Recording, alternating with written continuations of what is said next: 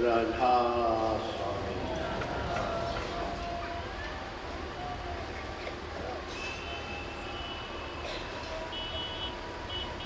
बहुत दिनों के अंतराल के बाद आपको देख रहा।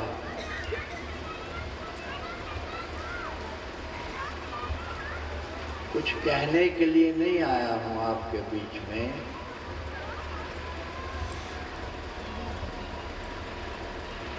मैं सुनने के लिए आया हूं कि आप कैसे हो। बहुत सत्संग सुने हैं आपने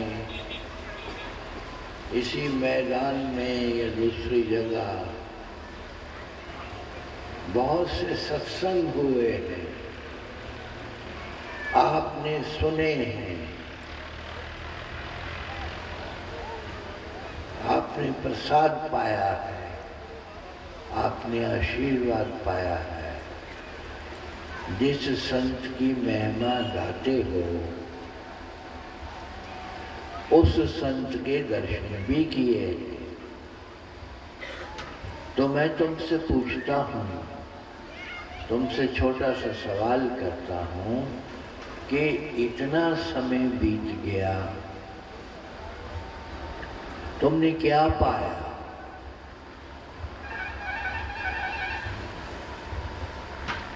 ये बलराम जी जिन्होंने मुझे यहाँ आपके बीच आने के लिए निवेदन किया था, आमंत्रण दिया था, जो मुझे खींच के लेके आए हैं आप तक, जैसे कि पहले लाते रहे, उनसे भी मैंने ये सवाल किया कि अपना कुछ बताओ मुझे, कहाँ हो, कैसे हो, क्या कर रहे हो, क्या हुआ आज तक। सतगुरु जब आता है अपने भक्तों के बीच में, अपनी संगत के बीच में, तो वो कुछ बीज दे के जाता है। तुम्हारे खेतों खलिहानों में बीज फेंक के जाता है, बीज बो के जाता है, और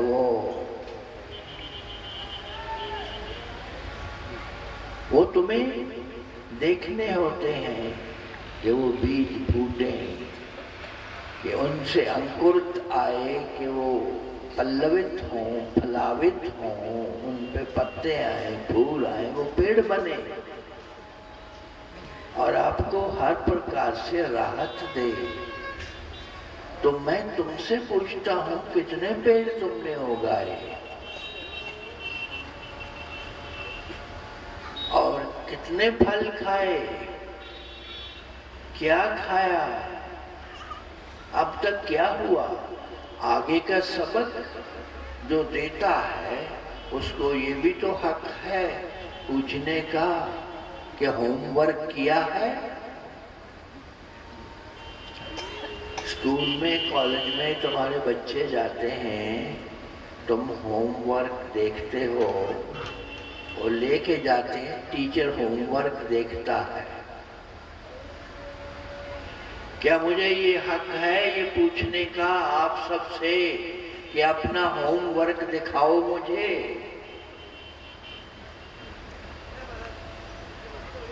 कि ये भी हक मुझे नहीं है? अगर पिछला सबक याद है तो आगे की बात करूं मैं।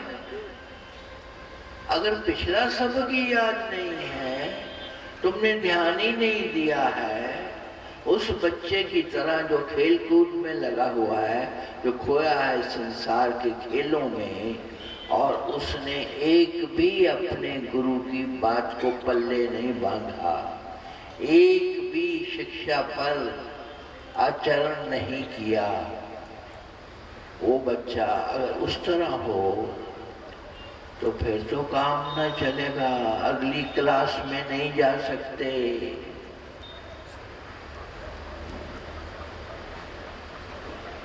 कोई बताए मुझे, कोई उठ के बताए क्या हुआ, आज तक क्या हुआ।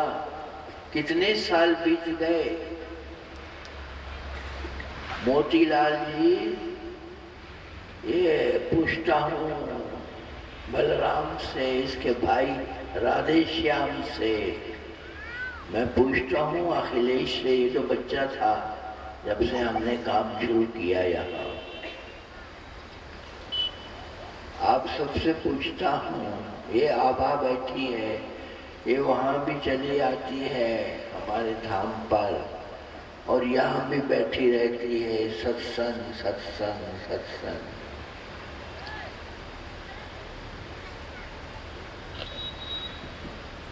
मुझे यकीन तो हो कि तुम्हारे कुछ पल्ले पड़ रहा है, तुम्हारे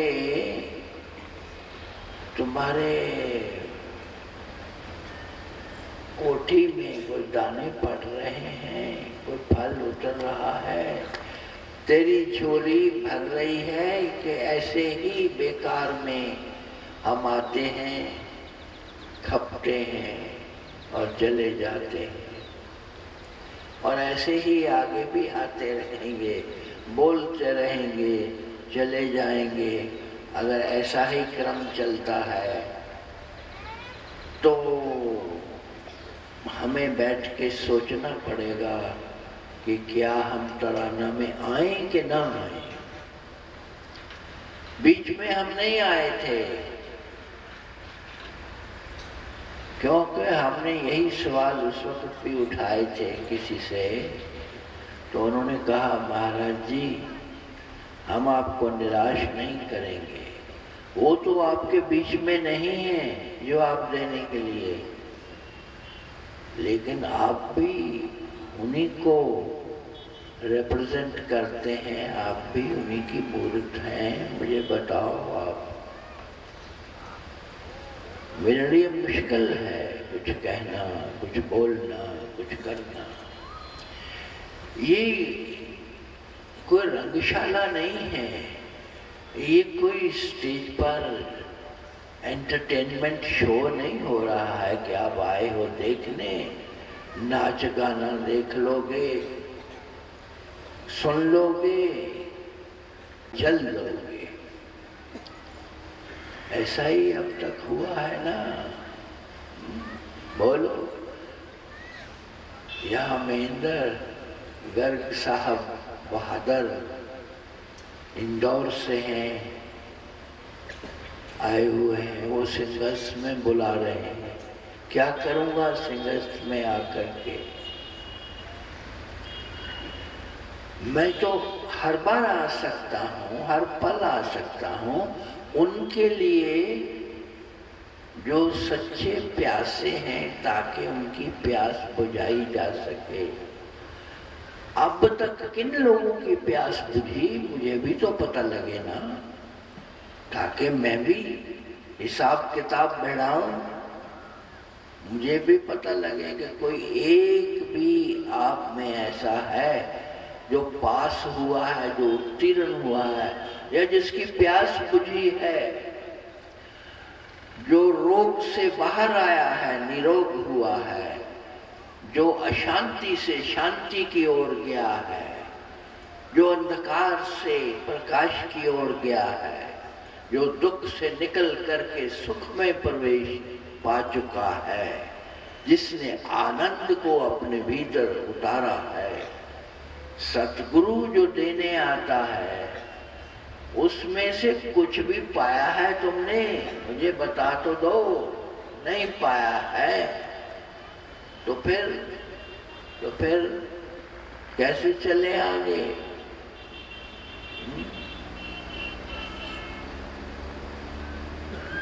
तुम कहानियां सुनने चाहते हो, तुम कथाएं सुनने चाहते हो, मैं कोई एक और कथा कह के चल दूंगा।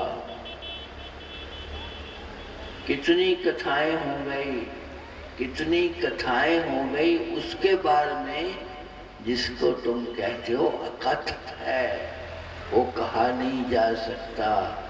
उसके बारे में सुनते सुनते सुनते सुनते ये वक्त आ गया है इंसान, ये वक्त आ गया सुनते सुनते। क्या सुना? जो सुना नहीं जा सकता उसको सुनने बैठे हो, जो सुनाया नहीं जा सकता उसको सुनने बैठे हो। तुम ही कहते हो, मैं तो नहीं कहता। ये राधा स्वामी गीत गाने वाले, उनसे पूछो। अभी ये आचार्य शोभा देवी ने बोला ना, शोभा देवी भट्ट ने क्या बोला कि चौथे युग में राधा स्वामी आए। पहला युग, दूसरा युग, तीसरा युग, चौथे युग में राधा स्वामी आए। तो राधा स्वामी ने क्या कर लिया? कितने लोगों को पार लगाया? मुझे हिसाब दो,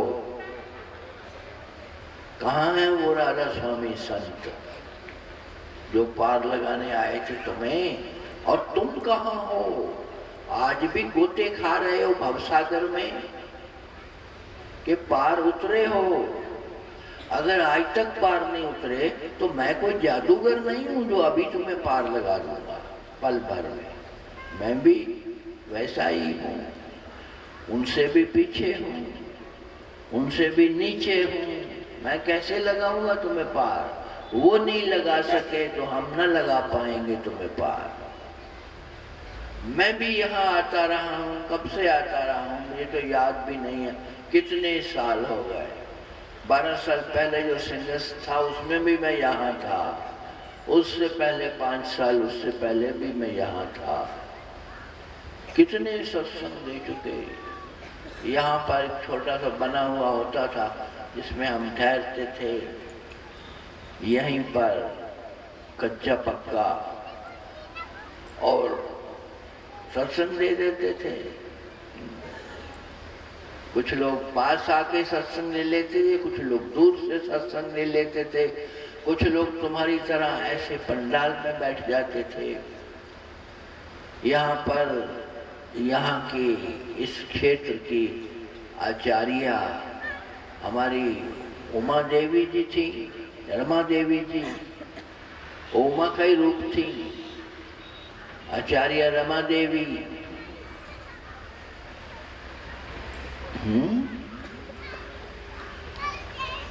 उनके परिवार के लोग यहाँ बैठे हैं। वो थी हमारे साथ,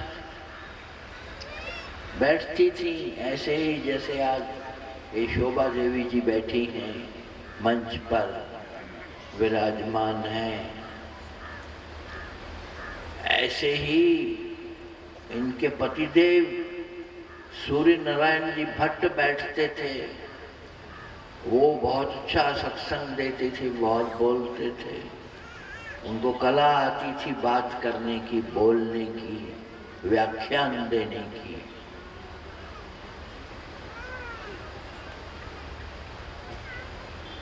और उन्होंने बहुत कुछ कहा आपसे। अब क्या हुआ, क्या बना? मैं समझता हूं कि सतगुरु के आने का कोई फायदा नहीं है। तुम्हारे से अगर तुम दर्शन करने चाहते हो उसके, और तुम सोचते हो कि दर्शनों से फायदा होगा, तो अगर नहीं हुआ आज तक तो दर्शन भी नहीं हुए तुम्हें। अगर सुनने से फायदा नहीं हुआ, जपजी साहब में आता है, सुनिए लागे सहज ध्यान, सुनिए 68 का स्नान। सुनने से 68 तीर्थों का स्नान हो जाता है, सभी तीर्थों का स्नान हो जाता है। सुनने से तुरंत इंसान ध्यानस्थ हो जाता है, मन की चंचलता खो जाती है और परमात्मा का आनंद उतर आता है। लेकिन क्या हुआ? सुन सुन के तुम्हारे शायद जीवन बीते जा रहे हैं, कुछ हुआ ना, आनंद उतरा ना, ध्यान बना। न तीर्थों के स्नान हुए, अभी भी तीर्थ का स्नान करने तुम्हें जाना पड़ता है। ये क्षिप्रा नदी पास में बहती है, अभी ये सिंगस्त आ रहा है तो स्नान कराएंगे। इस सतगुरु को जो तुम्हें पार लगाने की बात करता है, उसको भी स्नान कराने ले जाते हो कि नहाओ यहाँ तब पाप धुलेंगे, कि इसी क्षिप्रा नदी में डुबकी लगाओगे तो तरोगे, नहीं तो नहीं तर सकते। ऐसी तुम्हारी धारणा है। और वो सतगुरु भी जाता है उसी नदी में, तुम्हारे साथ डुबकी लगाता है अपने पाप धोने के लिए, पार होने के लिए। कहाँ हैं हम? क्यों धोखा दे रहे हैं अपने आप को? कोई सतगुरु नहीं है कहीं भी। ये सब ऐसे फजूल है।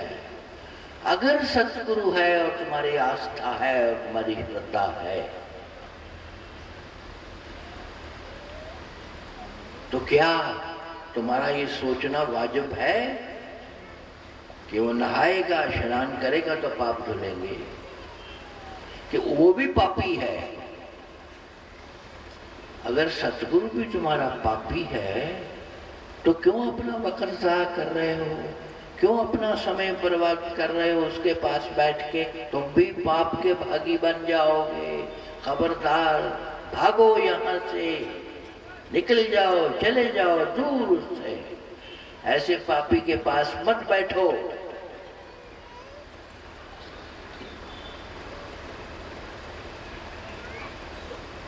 पता नहीं क्या दृष्टिकोण है, पता नहीं क्या तुम सोचते हो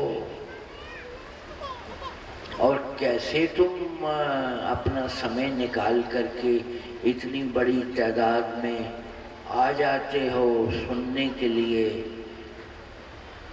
और गुरु माँ कहती है कल्याण हो जाता है संत के दर्शन से, सतगुरु के दर्शन से। ये गुरु माँ मेरी महिमा गाती रहती हैं, मैं इनकी महिमा गा देता हूँ कि कहीं ये बुरा ना मान जाए, कहीं ये ना सोचने लगे कि मेरी महिमा कोई नहीं गाता। इनकी महिमा तो मैं सच्ची गाता हूँ, तुम जानते नहीं इनको। इनका परिचय जो इन्होंने दिया है कि ये ऑपरेशन करती रही सारा जीवन, लोगों की हड्डियाँ जोड़ती रहीं, तोड़ती रहीं, उनको ठीक करती रहीं। हड्डियों की माहिर हैं ये, हड्डियों के विशेषज्ञ हैं।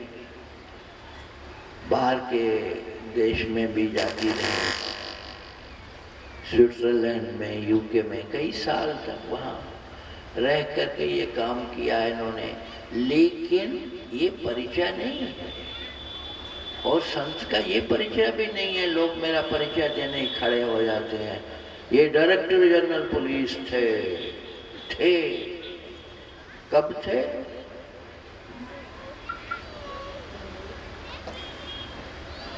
वो फलां था, वो फलां था, वो फलां था। ये परिचय नहीं होता है इंसान का। ये तो शारीरिक परिचय है, ये तो पार्थिव परिचय है, ये तो सांसारिक परिचय है जो कि टिकता नहीं है, जो कि सिर्फ थोड़ा सा है। मैं तुमसे पूछूं तुम्हारा परिचय क्या है? तुम कहोगे मैं कांता, मैं शांता। तुम कहोगे मैं रामलाल, मैं श्यामलाल, मैं मोतीलाल। ये तुम्हारा परिचय है? ये कोई परिचय नहीं होता है। ये तो तुम वो नाम बता रहे हो जो तुम्हारे शरीर को दे दिए हैं तुम्हारे माँ बाप ने या तुम्हारे लोगों ने, ताकि तुम्हारी पहचान रहे, ताकि तुम्हें देख के पता लग जाए तुम कौन हो। दरअसल तुम वो नहीं हो, तुम हो नहीं वो।